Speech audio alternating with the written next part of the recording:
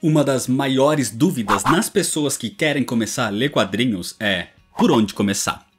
O universo das HQs é imenso, principalmente no mundo dos super-heróis. É cheio de histórias diferentes, de tramas complexas e personagens que, para quem está começando, não tem a menor ideia de quem sejam.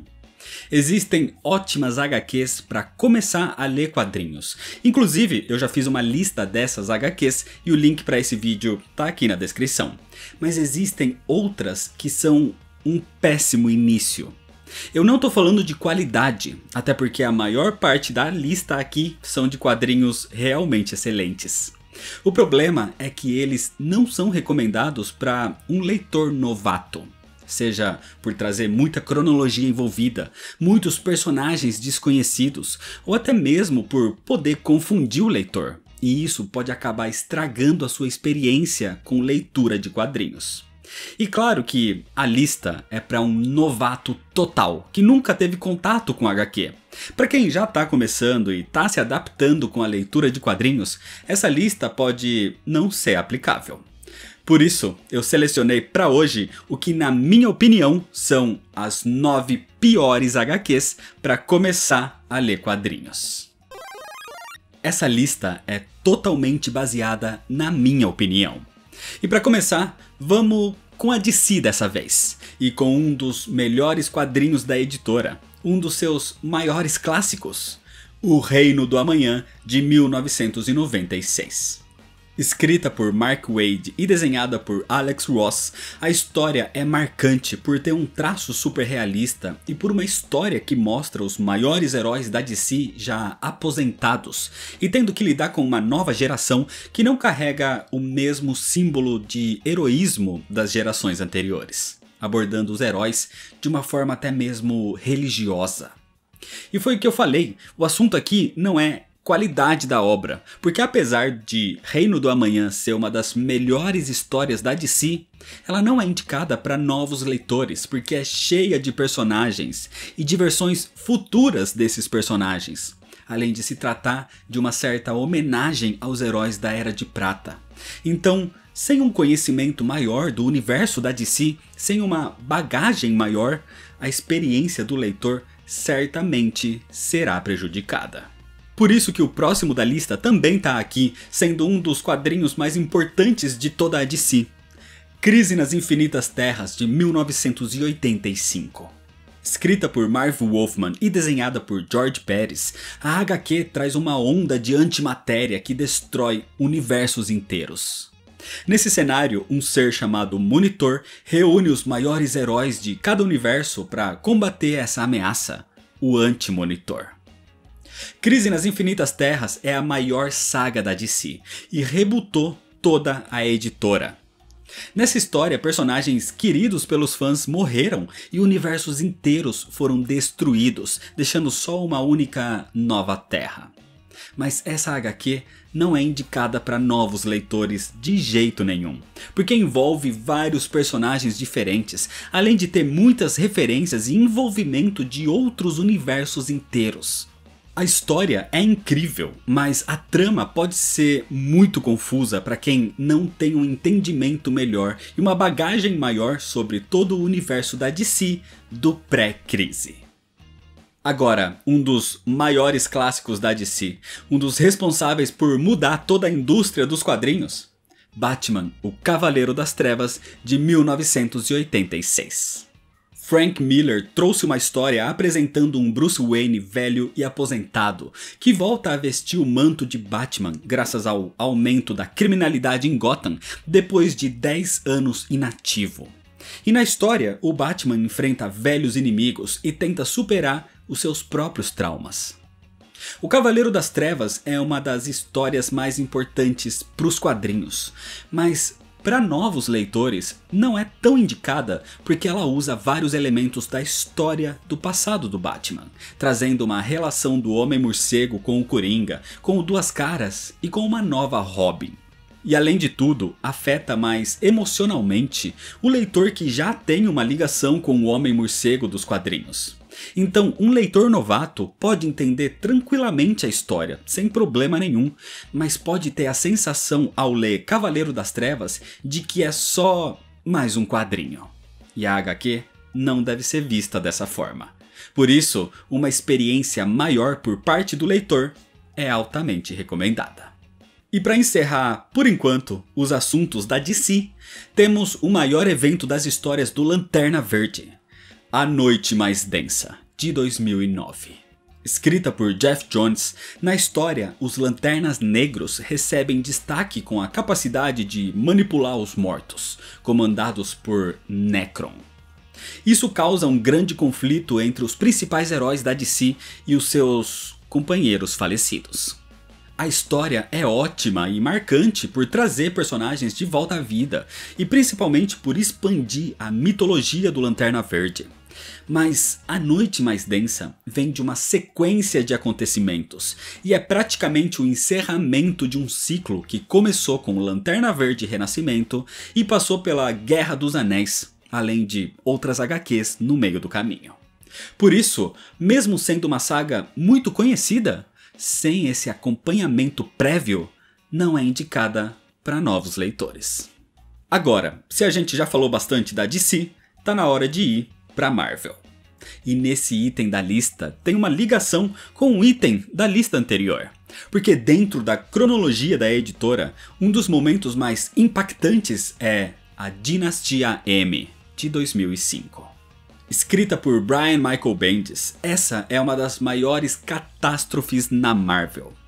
Na história, a Feiticeira Escarlate entra num colapso e altera toda a realidade, acabando com o gene X de quase todos os mutantes do mundo.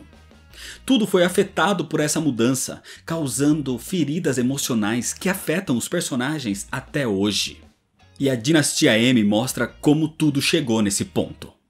Dinastia M é uma das melhores histórias da Marvel na minha opinião, mas não é um bom começo para novos leitores. Porque primeiro, se trata de uma saga que envolve uma realidade alternativa. E segundo, que é consequência de acontecimentos relacionados a Wanda Maximoff que começaram antes. E como eu disse na lista anterior, Vingadores A Queda é um bom ponto de partida. E aí sim, em algum momento depois, você vai chegar na Dinastia M como consequência e não como ponto de partida. E um pouco mais pra frente inclusive, temos outro quadrinho da Marvel muito famoso, que não é indicado para ser um ponto de partida. A Invasão Secreta de 2008. Essa HQ, também escrita por Brian Michael Bendis, traz a invasão dos Skrulls que se infiltraram na Terra e se passam por heróis e vilões. A história traz uma revelação chocante, mostrando que vários personagens tinham sido substituídos por Skrulls. E para conter essa ameaça, até vilões se aliam aos Vingadores, como Norman Osborn. Toda essa fase da Marvel vem lá de Vingadores A Queda, e começar por aqui não é indicado a um leitor novato, porque além de envolver vários personagens que podem ou não ser farsantes, envolve muitos acontecimentos de histórias anteriores e faz referências que, para quem não tem bagagem ou não acompanhou o início desse período, pode ser difícil de acompanhar e pode afetar a sua experiência como um todo. Outra saga da Marvel que vem de uma sequência de eventos e que é basicamente um encerramento até mesmo de universo é As Guerras Secretas de 2015. Jonathan Hickman escreveu essa mega saga onde universos estão sendo destruídos e o Doutor Destino fica no centro da história em busca de poder, se tornando um deus ao criar um mundo bélico. Por causa de todo o conflito com as incursões, universos da Marvel nessa época têm um fim e outros um novo começo. Essa é uma HQ que mudou tudo nos quadrinhos da época, e apesar de se tratar de uma história incrível, ela é muito complexa para novos leitores, porque vem de uma série de acontecimentos, aborda conceitos complexos e envolve vários universos. Por isso, a leitura de, pelo menos essas guerras secretas, não é recomendada nesse momento por quem quer começar a ler quadrinhos. Um pouco fora da cronologia agora, uma homenagem aos quadrinhos da Casa das Ideias veio com Marvels, de 1994.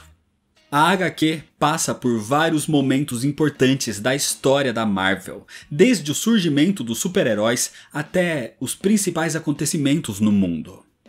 A história aborda a perspectiva de um ser humano normal, colocando o próprio leitor como alguém vivendo nesse mundo de maravilhas. O quadrinho é excelente, com uma arte super realista do Alex Ross, mas a HQ passa por vários momentos importantes da história da Marvel, e é basicamente uma homenagem a tudo isso. Então, um leitor novo não vai ter nenhuma bagagem para entender qualquer referência, e vai acabar perdendo a essência da mensagem que a HQ quer passar. E para finalizar, saindo um pouco da Marvel e voltando para DC de novo, mas que pode ser até considerado como algo único, um item um pouco polêmico dessa lista talvez. O quadrinho que eu não recomendo para um novo leitor dessa vez é Watchmen, de 1986. Considerada como uma das maiores HQs de todos os tempos, responsável por mudar paradigmas, Watchmen é até hoje referenciada como uma obra-prima. Escrita por Alan Moore, a história não traz um protagonista bem definido e deixa muito o ponto de vista de certo ou errado para o leitor. A HQ se passa nos anos 80, com um personagem que muda todo o rumo da humanidade, o Dr. Manhattan, que é um super ser com poderes quase ilimitados. O quadrinho aborda assuntos sérios e sombrios, trazendo reflexões que continuam atuais até os dias de hoje. Mas Watchmen é uma história muito complexa e aborda a importância dos super-heróis e quais as suas funções no mundo real. Algo que, para novos leitores, pode passar despercebido. É uma história com base histórica muito forte, abordando a Guerra do Vietnã, por exemplo. E um leitor novato pode se perder no meio dessa complexidade e referências e acabar entendendo o quadrinho como só mais uma história de heróis. O que Watchmen com certeza não é. Por isso, é um dos melhores quadrinhos de todos os tempos, mas que eu particularmente recomendo que você leia só com um pouquinho mais de bagagem de leitura do universo das HQs. E quando você for ler Watchmen, leia 2, 3 ou 4 vezes para entender todas as mensagens que estão no quadrinho.